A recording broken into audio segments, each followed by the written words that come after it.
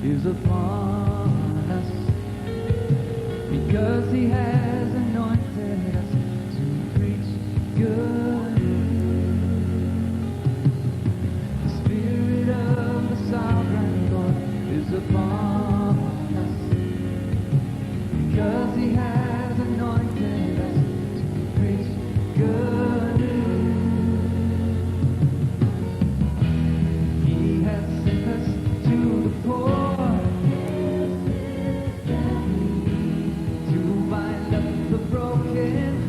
hello, this is Pastor Sandra Falkenstein coming to you again with a broadcast of Woman to Woman. It's always good to come into your home and to share the good news of the Lord Jesus Christ with you and just to encourage you and bless you there in your own home.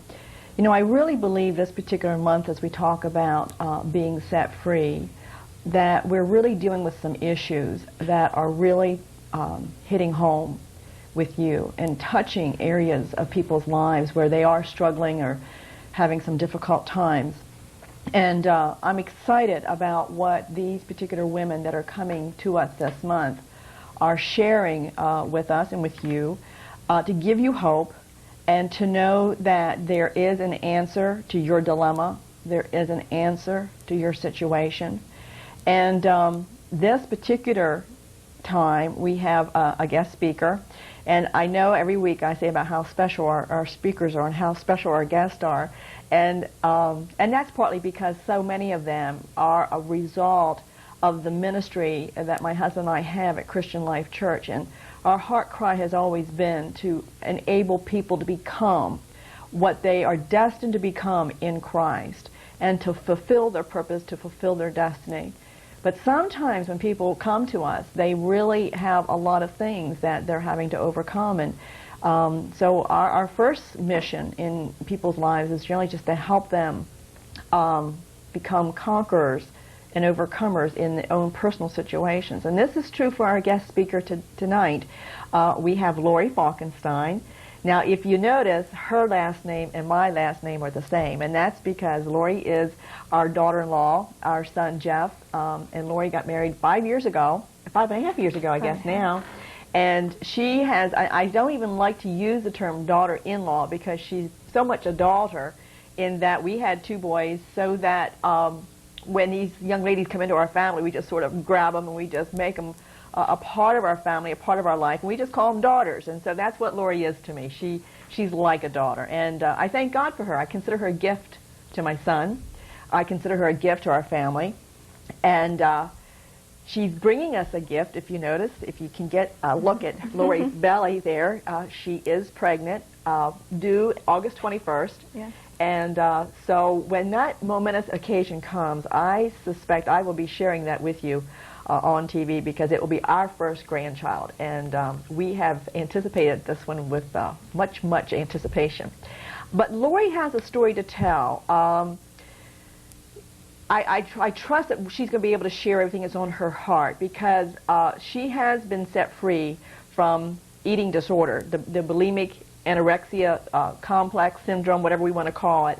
And I'm just going to ask Lori to begin a little bit, if you want to share a little bit about your background. You know, you grew up in Spring Grove. I grew up in Spring Grove with both my mom and dad and one sister, and it was basically us 4. My dad was a very hard worker, had his own business. My mom stayed at home with us kids, and that's basically had a pretty stable upbringing. A pretty stable where upbringing. Your parents were together. They were together. They were always there for us. You know, gave you everything that they could possibly give you in terms of material things and a nice home. Yes. My father worked very hard. Sometimes very long days at the start of his business. We were young, and some days he would work. It was nothing for him to work 12, 14, 16 hours to provide for us. He was a very hard worker. And he always did provide. And you went to Spring Grove schools? Yes, graduated from Spring Grove School. was involved in sports most of my years. I started out in sports when I was 10 and competed in gymnastics. For 5 years, I was in track and field, cross country, cheerleading, you name it. I was basically at school for the sports more than the academics. So you were very active, very, physically. very active. Yes. And you enjoyed those type things. I enjoyed them to an extent. I always felt very pushed to do those things, especially gymnastics. I probably enjoyed it for the first year or two, but then it came to the point that I started having a lot of injuries, and I was more scared and intimidated by it than anything. And gymnastics is such a sport that requires so much time to excel in it. We were putting 16 hours a week into practice on my time off of school in the summer when I was just a kid, and it was to the point that I didn't enjoy it, and I wanted to quit for a long time and wasn't allowed to. And so finally, when I was allowed to, I just started getting really heavily into other sports and trying to excel at other things to achieve praise and attention and things like that. So sports was really the medium or the vehicle that was used for you to get your fulfillment. Yes. Your self-fulfillment, because Yes. you know you could do well.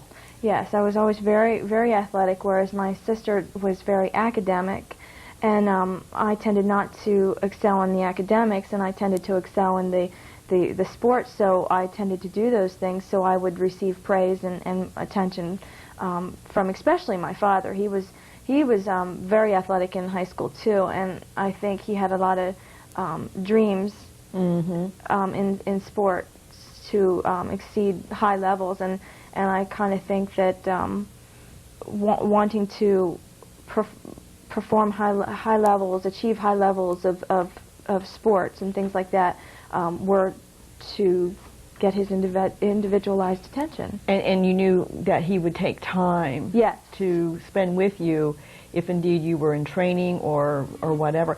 Yes. I know when you were like in cross country, and even when you were out of high school, because I remember when you were dating Jeffrey, you still had that regiment of running. How many miles did you at one time run per day? I ran no less than 5 to 10 miles a day, and that was usually with an hour aerobics class and an hour session of weightlifting too, a day. And at that point in time, you weren't in competition necessarily. No. Why did you keep that up even after there was no competition?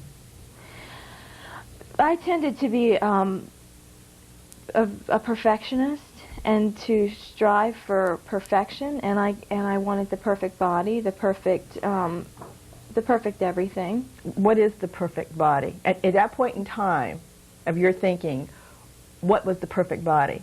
Well, it was something I was never able to achieve. And remember, we want to make that point, don't we? Yes. With you ladies that are watching, this perfect body that so many people are propagating as possible, in the mind of the individual, it's almost an impossibility. You never have it.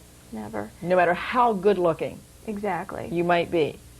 You were caught in that trap. Yes. And even, I can remember, even at 90 pounds, I was still fat. At my lowest weight where my hip bones were just protruding and I could get my hands around the biggest part of my legs, I was still considered myself to be fat, and I was never thin enough. You can never achieve the goal that you have. Even how many times you look in the mirror, it doesn't matter. You never see yourself as what you really are. That's a real sincere form of deception, is it not? Yes. What were you aware of the fact that you were caught in a deception at that time? Or what were some of the emotions or some of the thoughts that you had when you were trying to achieve this perfect body, yet every time you looked at yourself, it wasn't there? Do you understand what I mean, or can you help us to explain that for us?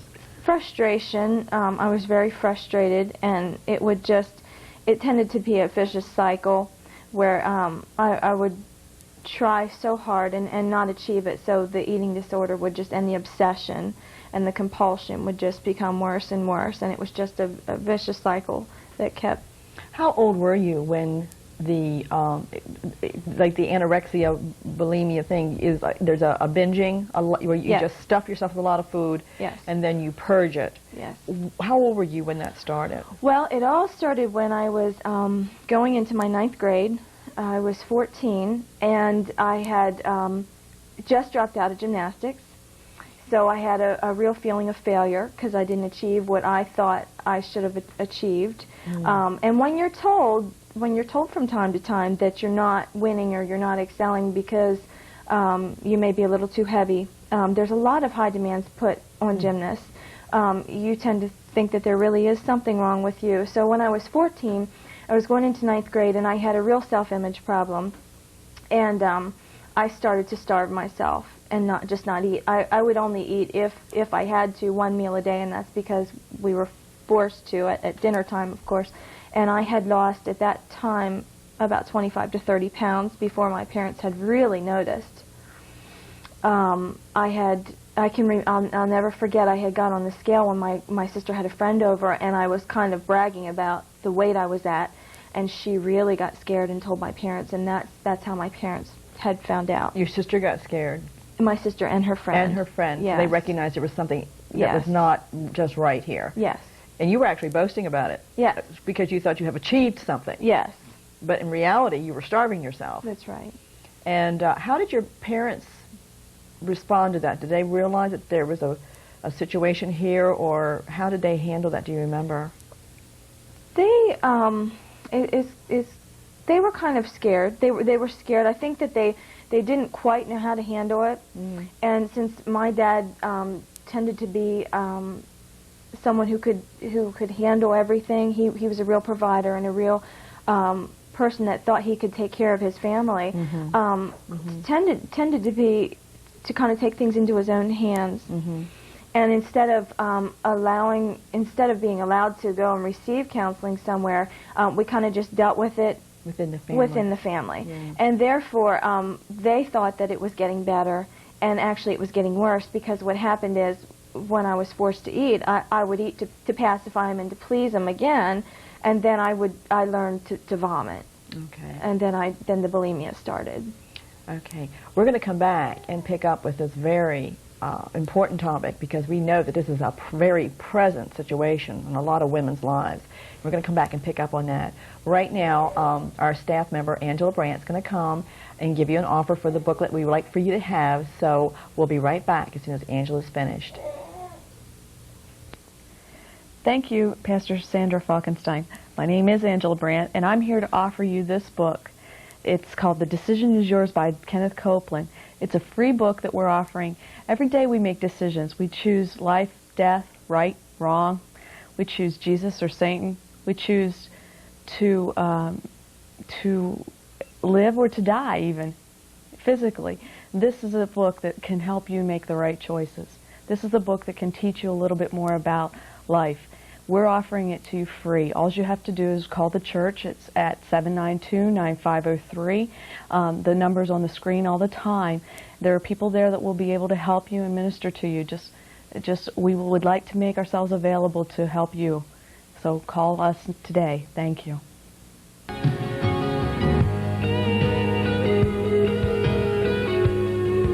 Hello, this is Pastor Sandra Falkenstein again. I want to give Angela thanks for doing those little mini commercials. They're a real blessing to have her do them. So be sure to call in and give your name and address so that we can send you one of those books. It's our pleasure to be able to do that. We have with us today my daughter-in-law, Lori Falkenstein, and Lori's been sharing with us sort of the regimental lifestyle she got caught in her athletic abilities and wanting to achieve the perfect body. And she just was sharing with us to the place where she was starting to starve herself, but then finding out that that was not working. At that point in time, you had shared your parents were, really felt that just by being an encouragement to you and being a support that you'd be able to overcome some things. Can you sort of pick up there and go on with once your parents were aware of it, did things improve? No, they did not improve. We went through a lot of frustrating times. I think at some points they didn't know how to handle it, and they didn't know what to do with me. I really feel that it was a very frustrating time for them.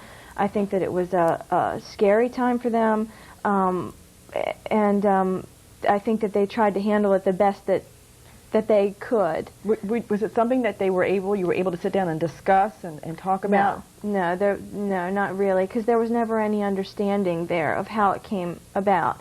It is such a bizarre disease that you really have to have an understanding for it to be able to deal with it, and if you don't, it's really impossible to help somebody overcome it.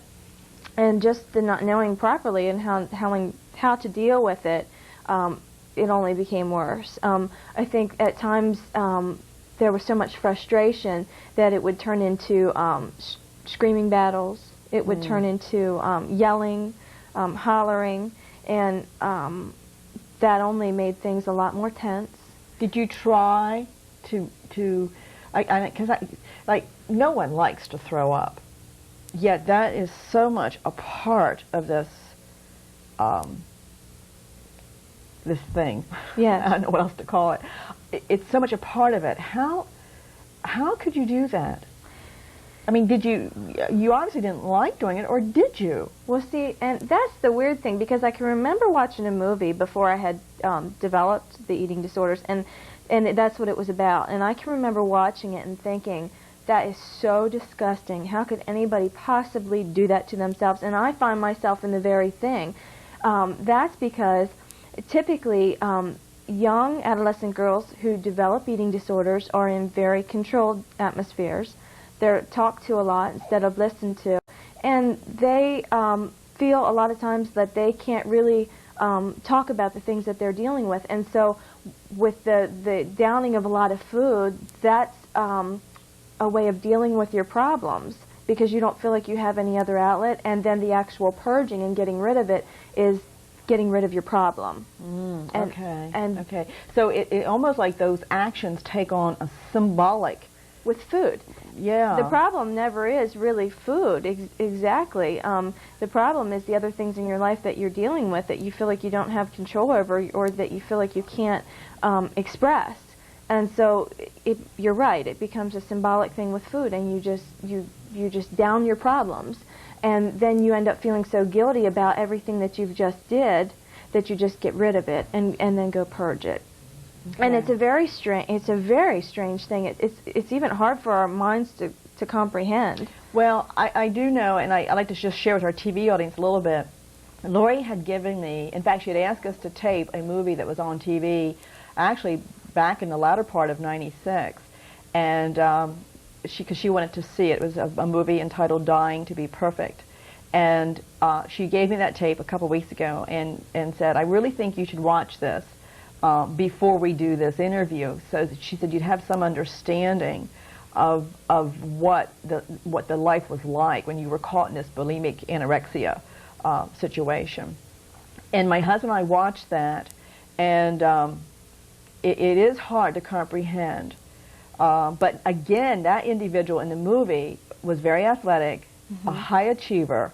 So this conflict comes to individuals who really have some very high standards for themselves, and yet what it does, it tears them down. Yes. I mean, physically, spiritually, emotionally, it tears them down to where I know in the movie she couldn't achieve anymore, because the very thing that had gripped her was the very thing that was causing her to not achieve.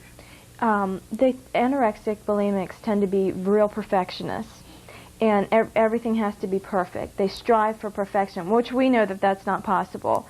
Now I strive for excellence. Exactly. Instead of perfection. Yes, that's a good point. But you're so wrapped up in being such a perfectionist, and it is all part of the compulsive behavior. And that's exactly what it is. It's a compulsive behavior. Yes. Now, Lori, you are no longer are dealing with this situation. Is that correct? Absolutely not. And yet you know that there's various ways that people have dealt with it. When they come to that place that they're saying, okay, I'm going to deal with this. Yes. Where do you remember that you personally made a decision that I've got to do something about this? I'll never forget it. It was approximately a year after we were married, and I had, now to make you understand this a little bit better, I had dealt with it on and off up until that time. Every time I thought I had it licked or I thought it was over. So you try to do it out of your own self-will. Yes. I'm gonna Yes. overcome this thing. And you had some success with that? Some, yes, and sometimes it would be gone for a period of a couple months, and I thought, okay, this is really it. I can really do this. This is great. Did a lot of reading, did a lot of self-searching, and I thought that I had this problem Conquered. Yeah. But in fact, it wasn't. It was a real self-image problem, and until I could let go and let God take care of it and give me the self-image that only God can give, it was not going to be taken care of. So anyways, I got married, and my self-image was wrapped up in my husband. and Which can very easily happen. Yes. Mm-hmm. And after a year, things were starting to surface again because it was never completely dealt with. And I can remember sitting through a sermon, and the topic was on bringing the darkness into the light. And once we bring those things that are in the darkness and hidden into the light, we can be delivered from them. And God can take care of them, and God can heal them. But He can't do that when we keep everything in the darkness. But when light shone upon it, it's gone. And that hit home because I knew that I still had a real problem, and I was kind of scared to tell everybody that this was a part of my life still, because most people, including my husband, had thought that this was over and gone, and it wasn't. Did Jeff know when you got married? Did he know? Was it called what it actually is, the anorexia, bulimia? Did he know that you had suffered with this? He did. He knew I had suffered with it, and he had really believed that it was all taken care of. Even when you got married, he thought it was conquered. Yes, and that's why I had such a hard time coming to him and telling him. But then, like I said, after that message, I just knew that I've got to do this to really get over this thing. How did you feel knowing that you were coming into a ministerial family, where his parents were involved with ministry, and even when you got married, Jeff had a little bit of a hand in ministry. How did you feel about that? Was that scary to you, or did you sort of see that maybe this would help be a source of help and encouragement? I seen it as both. I love this family, and I always felt that I could. I knew that I could come to anyone and let them know what I was dealing with, but yet I was kind of intimidated too. Mm-hmm. Just the fact that I had never grown up in that type of atmosphere, and just the fear of not being accepted or rejection. Yes, mm-hmm. and just the shame. Mm-hmm. I dealt with so much shame and so much guilt that I didn't even want to let anybody know. Mm-hmm. So I really dealt with both. I really knew that there'd be an understanding there, but with eating disorders, there's so much secrecy involved, and it is a vicious cycle. It's shame and fear and everything, and I just felt like I could deal with this sometimes, and I felt like if nobody knew, then they would just keep on loving me the way I was. Yes, yes. So as long as we kept it secret, nobody knows, then I know everything's okay. Everything's okay. Now, you said there was a period of time after you were married that you were not dealing with this, but right. Then it showed up again. Was there a particular circumstance, or was there a pressure type thing that began to happen that sort of brought it to the surface? I can't remember anything specific, but at the time I know that I was in a very stressful job. I didn't feel adequate in what I was doing at all. And it was a new job, and I felt it was a very high-stress job. And one of the ways of dealing with stress is to just go back into the eating disorder again. It's just a way of coping, just like alcohol is. Alcoholism, drugs, or anything else, it is an addiction. It's in a way with coping with problems.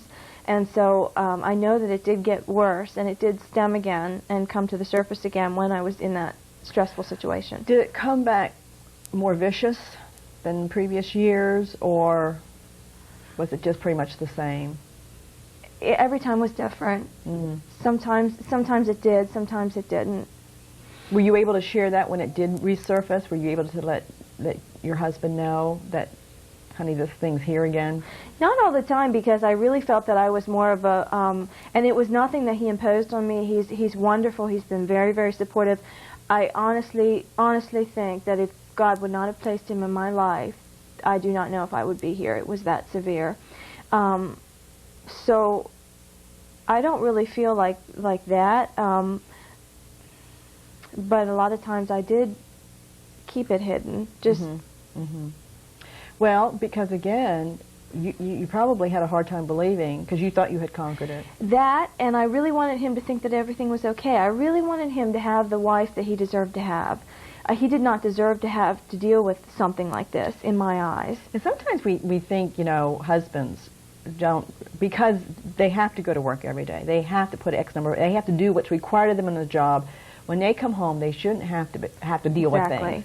And so I can see where it would have been very easy for you to convince yourself that Jeff doesn't need this. I'll just stay quiet. And because I was able to conquer it once before, and at this time you had a relatively good relationship with the Lord, did you not, when it resurfaced? So you thought, well, with God, I know that I'll be able to handle this, and I really necessarily won't need anybody else. But we find out that we do need other people, and especially, and I doubt very much if most of our TV audience really understands spiritual authority or even know what spiritual authority is. But oftentimes when we try to hide those things from the people that God has given us in our life to protect us and watch out for us, and we try to hide things, we are not helping ourselves. That's right. And actually, as you had mentioned, when we try to keep them in the dark, try to keep them hidden, it becomes like a breeding place for the enemy to come in and even get a more of a grip on our lives in that particular area.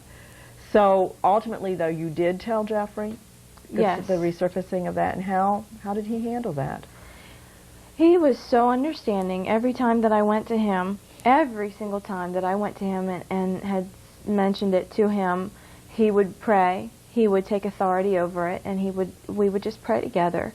And I can remember on and off throughout the years, it would happen. And I can remember one time in our new home, I was downstairs in the basement, and he had come home from work, and I was so frustrated, and I just sat on the floor, and I just cried. I could not imagine that. I was at the point that even though I knew God was real, I could not imagine that God was big enough to heal this, because I had dealt with it for so long, and it was so severe, and it was so much a part of my life that I really didn't think I was ever going to be delivered from it. And I just cried. I just cried out, and I said to him, is this ever going to go away?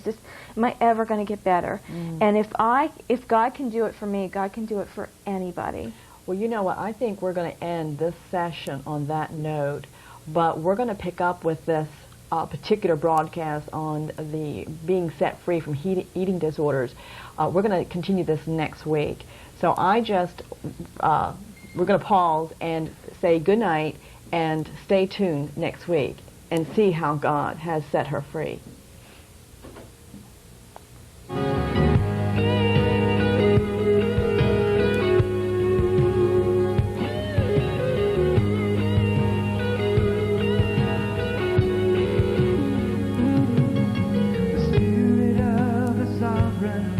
Is a far